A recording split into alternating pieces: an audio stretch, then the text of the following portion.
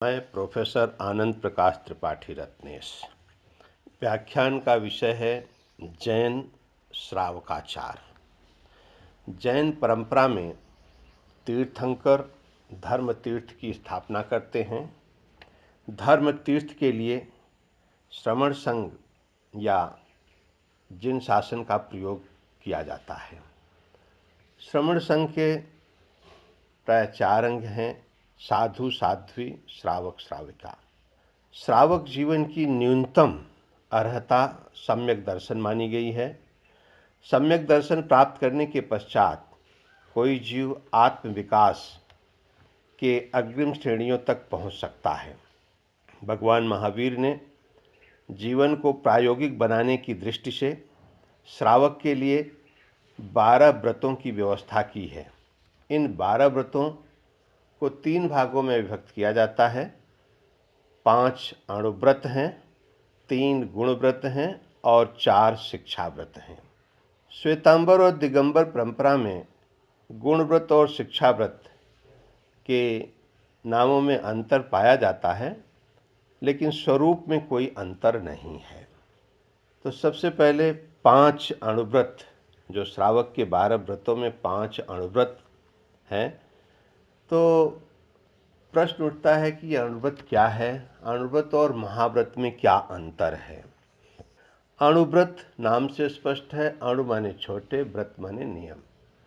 छोटे छोटे नियमों की पालना करना वो अणुव्रत है।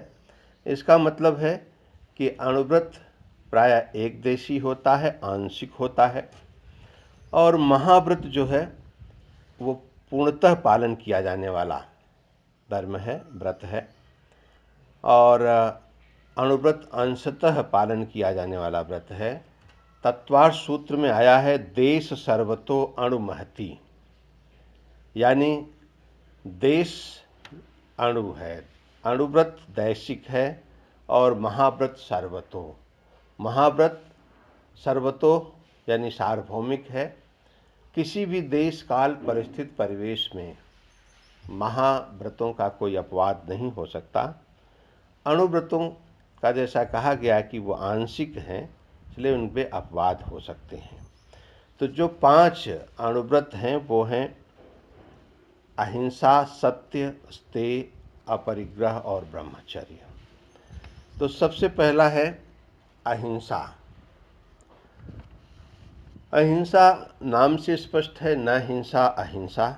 आचारांग सूत्र में आया है कि पुरुष जिसे तू मारना चाहता है या जिसे तू मारने योग्य समझता है वो तू ही है।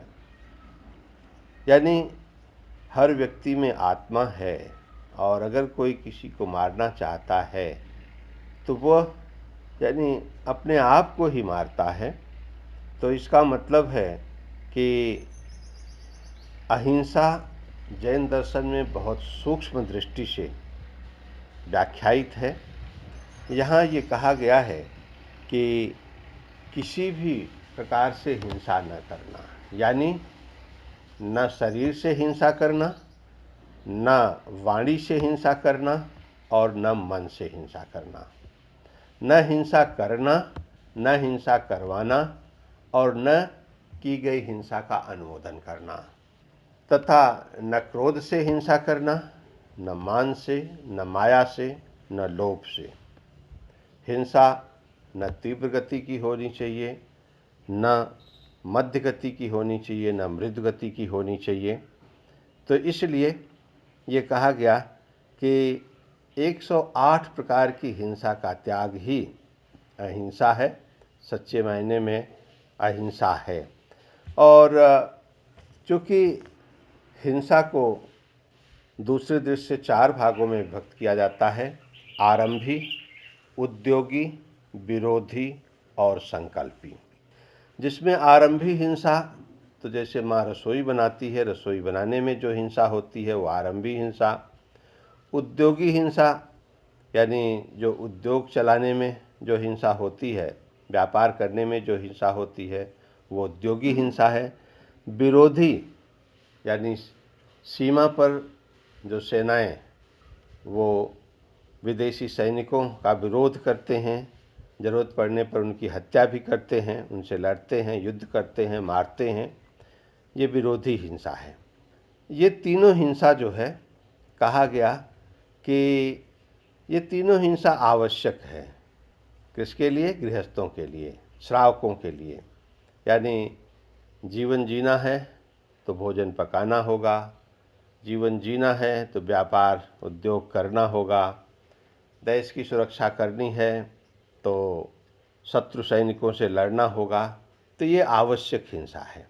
लेकिन अणुव्रत में अनावश्यक हिंसा का निषेध किया गया है। अनावश्यक हिंसा नहीं होनी चाहिए, और वो अनावश्यक हिंसा है संकल्पी हिंसा। हम जानबूझ करके किसी को मारने की कोशिश, संकल्प पूर्वक किसी को मारने की कोशिश करते हैं, तो वो संकल्पी हिंसा है, वो अनावश्यक हिंसा है। इस प्रकार की हिंसा के त्याग ही सही मायने में अहिंसा है। दूसरा व्रत है सत्य, सत्य अणुव्रत। सत्य अणुव्रत कह रहे हैं कि यानी स्थूल जो मृषावाद है वो वर्जित है। यानी जो आम तौर पर हम मोटे रूप में झूठ बोलते हैं वो तो पूरी तरह से वर्जित है।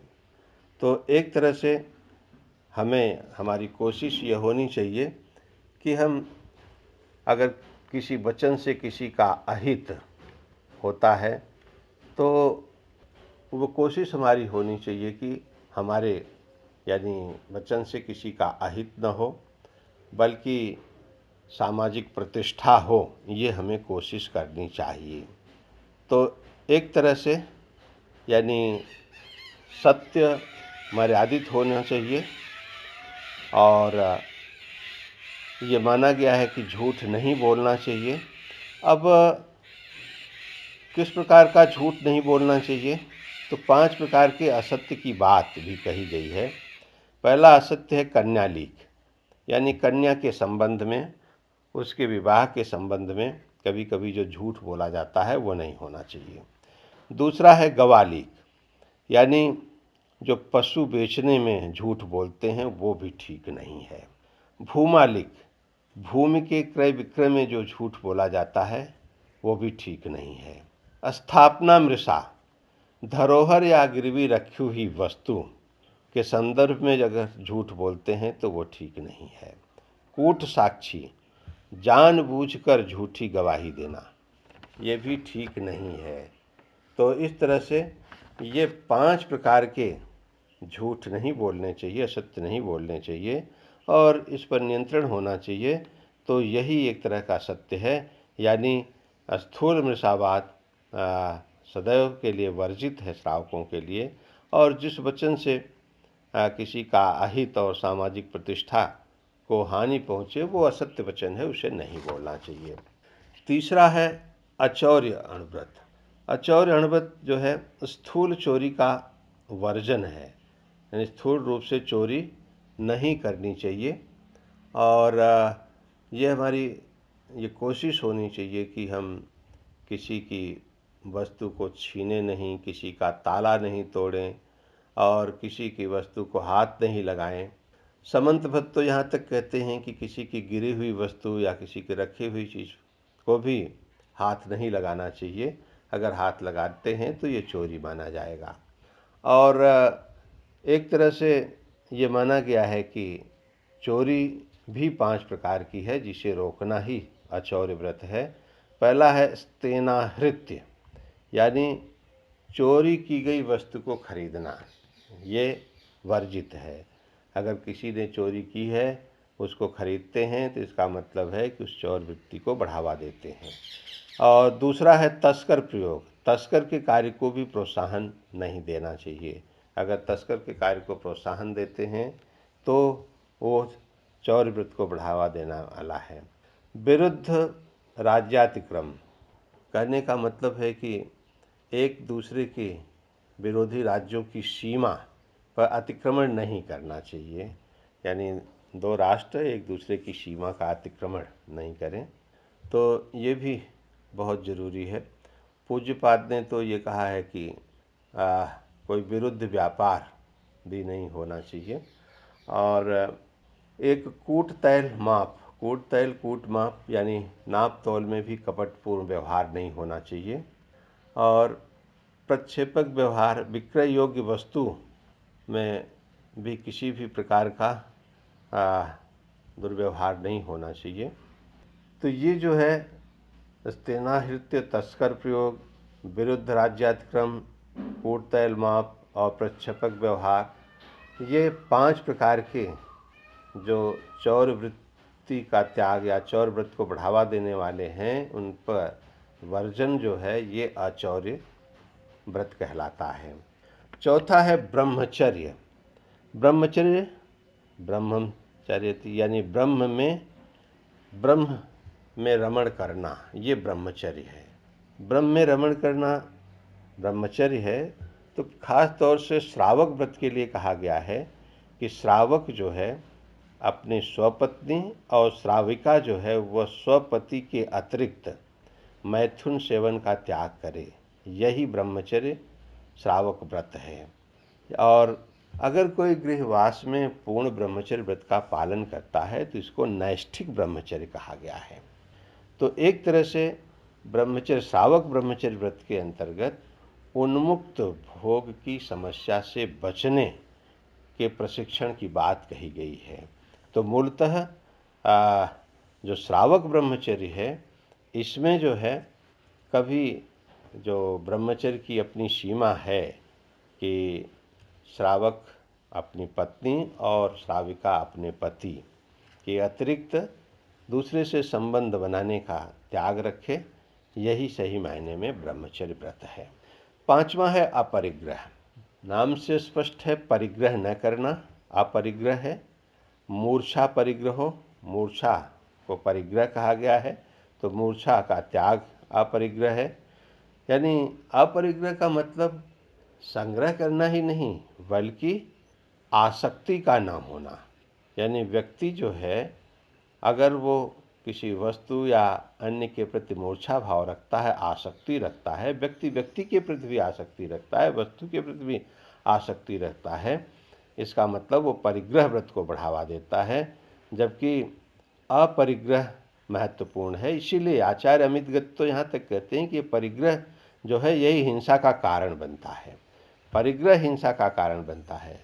और आचार्य श्री महाप्रज्ञ ने तो इस अपरिग्रह व्रत को अत्यधिक महत्व देते हुए उन्होंने अपरिग्रह परमो धर्म की बात कही और ये कहा कि जितना ममत्व का अल्पीकरण होगा उतना ही अपरिग्रह भाव का विकास होगा। और ये जो परिग्रह 2 प्रकार के होते हैं, एक आभ्यंतर होता है और एक बाह्य होता है। तो आभ्यंतर में हम कह सकते हैं कि जो 4 कषाय या 9 कषाय, इनका जो परिग्रह है वो जो है आभ्यंतर परिग्रह है। और बाह्य परिग्रह क्षेत्र, वास्तु, हिरण्य, सुवर्ण, धन, धान्य, द्विपद, चतुष्कुप्य, ये सब जो है बाह्य परिग्रह हैं। तो दोनों प्रकार के परिग्रह पर अंकुश लगाना, उनको जीतना, ममत्व का त्याग करना, यही सही मायने में अपरिग्रह व्रत है। तो इस तरह से ये 5 अणुव्रत हुए। अब इसके पश्चात जो 3 गुण व्रत हैं, तो मूलतः जो है देखा जाए तो हम कह सकते हैं कि गुण व्रत भी बहुत महत्वपूर्ण हैं। और ये गुण व्रत जो है ये प्रायः अणुव्रत जो हैं उनके संरक्षण और विकास के लिए उपयोगी हैं। तो गुण व्रतों का काम जो अणुव्रत का संरक्षण करना, उनका विकास करना। और इसमें पहला गुण व्रत है दिग्व्रत। दिग्व्रत का मतलब क्षेत्र के संबंध में लिया गया व्रत। अगर हमने ये व्रत ले लिया कि हम जीवन पर्यंत जो है इस दिशा में इतने ही क्षेत्र तक यात्रा करेंगे, इतने ही हमारे आवागमन की सीमा रहेगी, इतना ही हमारा, जैसे पाश्चात्य दर्शन में इमैनुअल कांट ने एक व्रत लिया कि वो पूरे जीवन में कोनिग्सबर्ग के बाहर नहीं जाएगा, तो वो अपने कोनिग्सबर्ग के बाहर नहीं गया। तो ऐसे ही अगर किसी भी क्षेत्र संबंध के लिए कोई व्रत लिया जाता है जीवन पर्यंत का कि हमारा जो गमनागमन है यहाँ तक ही सीमित रहेगा, तो ये एक तरह से दिग्व्रत है जो जीवन भर के लिए लिया जाता है। तो ये एक महत्वपूर्ण व्रत है गुण व्रत जो है। दूसरा गुणव्रत है उपभोग परिभोग परिमाण व्रत, उपभोग परिभोग परिणाम व्रत। इसी को भोगोपभोग व्रत भी कहा जाता है। तो उपभोग परिभोग दोनों में अंतर क्या है? तो कहते हैं कि भाई अगर एक बार किसी चीज़ का उपयोग करना तो वो उपभोग है, और परिभोग यानी बार बार उपयोग करना। तो एक बार जिसका उपयोग, जैसे खाने की चीज़ें होती हैं उनका हमने एक बार उपयोग कर लिया तो वो उपभोग हो गया। सैया है, कुर्सी मेज है, बार बार उनका उपयोग करते हैं तो ये जो है परिभोग हो गया। और भोगोपभोग में वही भोग का अर्थ उपभोग है और भोग का अर्थ परिभोग है।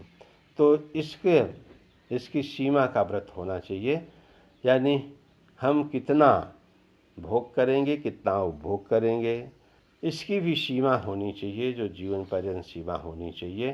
तो यही भोगोपभोग व्रत या उपभोग परिभोग व्रत परिमाण व्रत कहलाता है। तीसरा है अनर्थ दंड व्रत। अनर्थ दंड व्रत हम प्रायः मानते हैं कि अपनी आवश्यकता से अधिक जो है वो चीज़ें रखना अधर्म है, और अगर निरर्थक प्रवृत्तियों से विरत हो जाएं, निरर्थक प्रवृत्तियां जो हम करते हैं उनसे विरत होना, ये एक तरह से अनर्थ दंड विरमण व्रत है। प्रायः जो प्रमाद, कौतूहल, अविवेक के कारण प्राणियों को जो कष्ट देना है, ये एक तरह का अनर्थ दंड है, और इनका त्याग करना अनर्थ दंड विरमण व्रत है। यानी अनावश्यक किसी को कष्ट देना, अनावश्यक किसी को पीड़ा देना, अपने अविवेक के कारण प्राणियों को कष्ट देना, यही अनर्थ दंड है। और इसका त्याज्य जो है अनर्थ दंड विरमण व्रत है। तो इस तरह से हम कह सकते हैं कि व्यक्ति को कोशिश ये करनी चाहिए कि निरर्थक प्रवृत्तियों से विरत हो जाए, किसी को अनावश्यक दंड न दे, किसी को अनावश्यक कष्ट न दे, न तो प्रमाद में दे, न कौतूहल में दे, न अविवेक में दे। तो इसी को अनर्थ दंड विरमण व्रत कहा गया है। अब तीसरा व्रत है शिक्षा व्रत। शिक्षा नाम से इस पर शिक्षा का अर्थ